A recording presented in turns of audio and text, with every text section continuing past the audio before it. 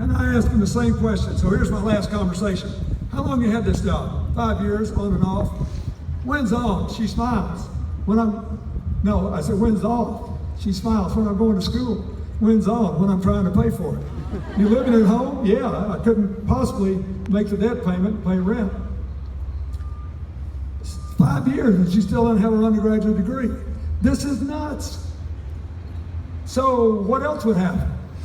If you wanted to take a job that you like better than the one you have, but it pays less and you think you can't take it because of your debt payment, you could take it now because your debt payment's going to be capped by your income.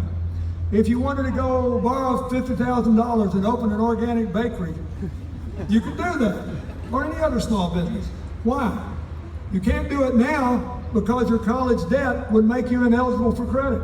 But you could do it if it was a fixed small percentage of your income, and the lender would know that if, like most small businesses, you don't make any money the first year, it wouldn't bother them because your debt payment would drop.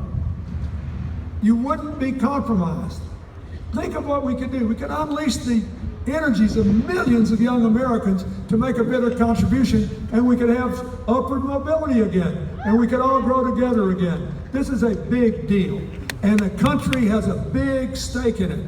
Not just the young people affected, not just their families, but every single American has got to lift the ridiculous burden of debt off the younger generation in this country.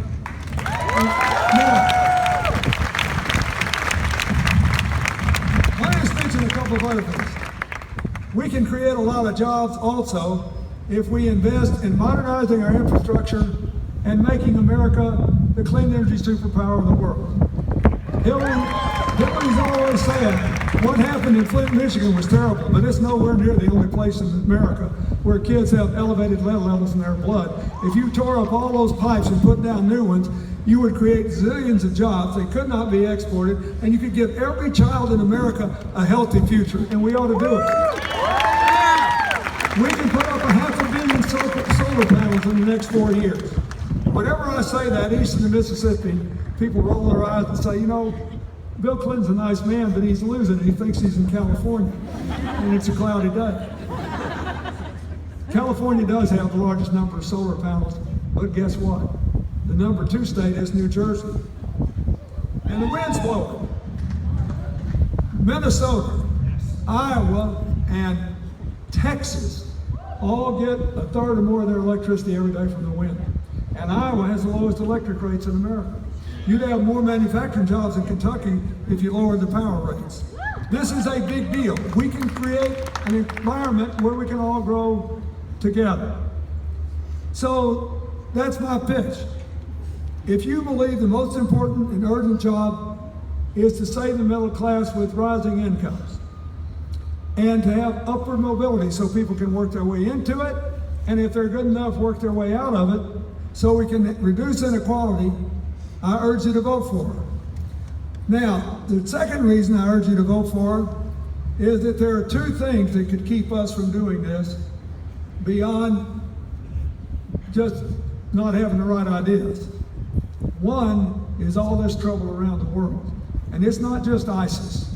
Look at Europe. They're thinking about breaking up the European Union. They got more refugees than any time since World War II.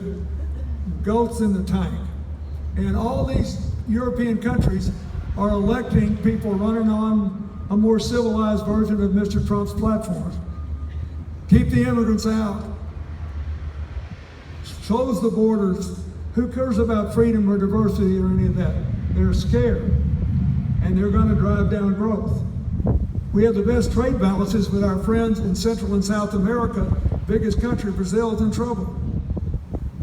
We have good relations with our friends in Southeast Asia, but they're now under pressure from China because China's in trouble. We don't have time to figure out what to do. You need somebody who can go in there and figure out how to keep big bad things from happening and make good things from happen around the world so that troubles abroad don't kill our recovery at home, so we can restore the middle class and restore upward mobility. She's the only person in this race that can do that on the first day. And the third reason is, if you want to get something done right now, we got to break this political gridlock. Look, Think about what President Obama was able to do in 2 years. We saved the country from a depression. We got 90% of our people with health insurance. We saved the automobile industry. And then thanks to executive orders, we made progress in fighting against the anti-immigrant crowd and in doing something significant to fight the dangers of climate change. But you got to do that with Congress too to do some of these things. So I think you ought to be for her because she's the best change maker. That's really why in the Senate we got 46 Democrats, 40 endorsed her, 1 endorsed her opponent, and he didn't serve with her. My senator from Arkansas was defeated last year, running for re-election because he voted for health reform. And yet, he's been derided in some quarters in this primary as being a member of the establishment because he supports her. He gave up his seat to give people health reform because he knew he was going to get beat because we become more Republican too. And he did it because he had cancer as a child. And he could easily have died, but he lived because he had good health care. And he said, you know, I love being a senator. I hope you'll send me back, but I can't keep this job knowing that I paid the price of denying poor children the same right to life that I had that allowed me to raise 2 children and have a normal life. Now, what he said was, he's a very nice man. He said, look, I know both these candidates, I like them both, and I served with them both. But if you want to move America forward, you better make Hillary president because she'll get something done. When we moved to Washington, and we got beat on health care reform because we didn't have 60 votes in the Senate, and we were demonized by the insurance companies, and people said all that stuff. She didn't quit. She worked with Senator Kennedy to pass the children's health insurance law. It's an important part of Obamacare. There are 8.4 million kids insured under that law today. She went to the leader of the Republicans in the House then, who was basically the hitman for the pre-Tea Party Congress, and said, you know, we don't agree on very much. He said, do we agree on anything? She said, yeah, one thing. I know you adopted your children, and I honor you for it. And this country has a terrible crisis because foster care rolls are burgeoning. These kids are going to age out of foster care. They'll have no living allowance, no way to go to college, no way to get job training. We got to do something about it. And she said, you're a Republican, you like tax cuts, so let's give people a big tax credit if they'll adopt non-infant children, because people are afraid to adopt kids when they get older. And a bigger one if they adopt kids with special needs. And then you're going to have to spend some money on social workers and support systems and money to help people who are going to age out. Guess what? The bill flew through Congress like a hot knife through butter, and there was an 80% increase in adoptions out of foster care. She always makes something good happen. And then when she was a senator, she was the first member of the New York Senator ever to serve on the Armed Services Committee. 9/11 happens. She pushed through a bill with Senator Graham of South Carolina to make sure people in the National Guard and Reserves from Kentucky got the same care regular military veterans did when they came home. To make sure with Senator McCain that people with traumatic brain injury and post-traumatic stress syndrome were adequately treated. She was the de facto economic development officer for upstate New York. You go to Buffalo, Syracuse, Rochester, places that were given up for dead. They all voted for president in the primary because they could all point to something she did that started their renewal. And most remarkably, she worked with all of these small manufacturers and farmers. We got a lot of family farmers. And when she ran for re-election, the head of the Farm Bureau on Long Island endorsed her. Lifelong Republican. The press ran up to him and they said, Joe, I thought you were a Republican. He said, I thought I was too. How can you endorse her?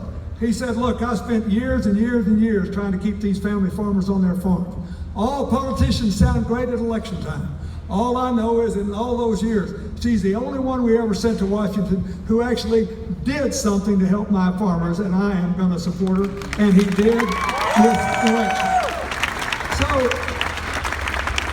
when she became Secretary of State, she worked on the sanctions on Iran, which enabled us to get a 10 or 15 year delay in Iran's nuclear program. I know there's some controversy about that, but the sanctions were a good thing. It wouldn't have happened without them. And let me tell you, you should be for it. Because if Iran gets a nuclear weapon, at least 3 other countries in the Middle East could buy them. And nuclear weapons are very dangerous to maintain because you have to keep extra fissile material. And if you get that material out, you can make dirty bombs and wreak havoc all over the world. She ended a shooting war between Israel and Hamas in Gaza with the Muslim Brotherhood president of Egypt. She got the only thing that survives our attempt to get along with Mr. Putin better past the New START Treaty, which reduces the chances of accidental or intentional nuclear war.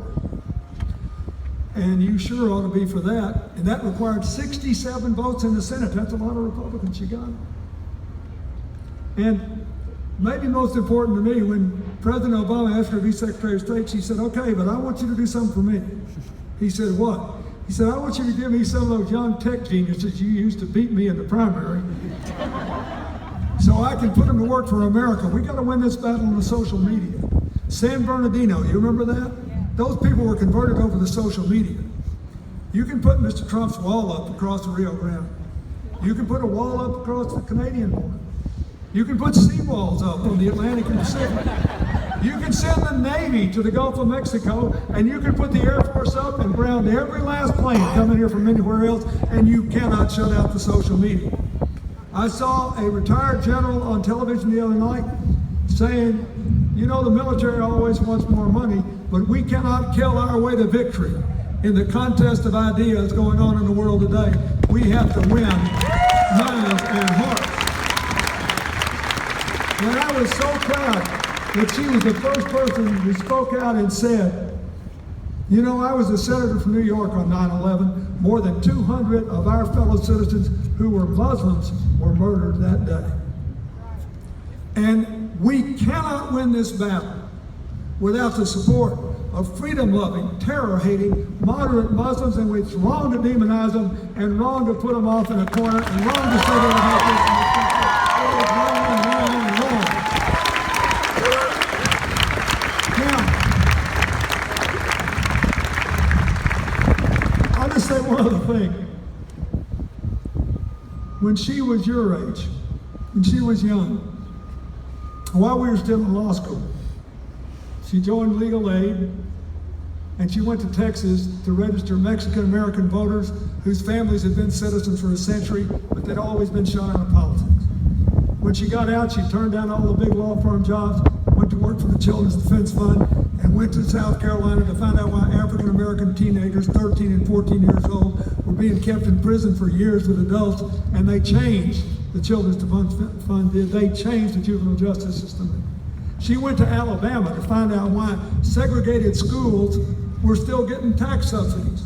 Because when the Supreme Court outlawed them, they just started forming these private academies and claiming federal tax credits. But no one had ever proved that they were racially segregated intentionally.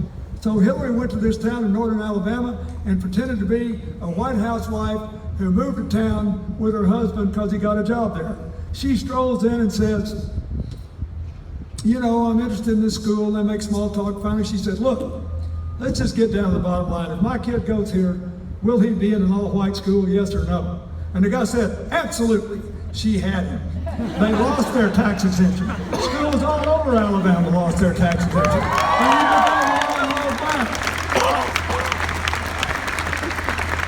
So, you know, there have been all sorts of explanations offered for why she got 93% of the African-American vote and a big majority of the working-class white vote in Alabama. But most people believe that past performance is a good indication of future leadership. And I do too. So, that's my pitch. You can discount what I say because I love her. I met her 45 years ago in March. But I've also been president at a time when inequality went down, when poverty went down, when median income rose. I know that President Obama did a remarkable job saving us from the Depression, saving the auto industry, passing health care, and I know he could have done better if we Democrats voted at midterm elections as much as we do in presidential elections.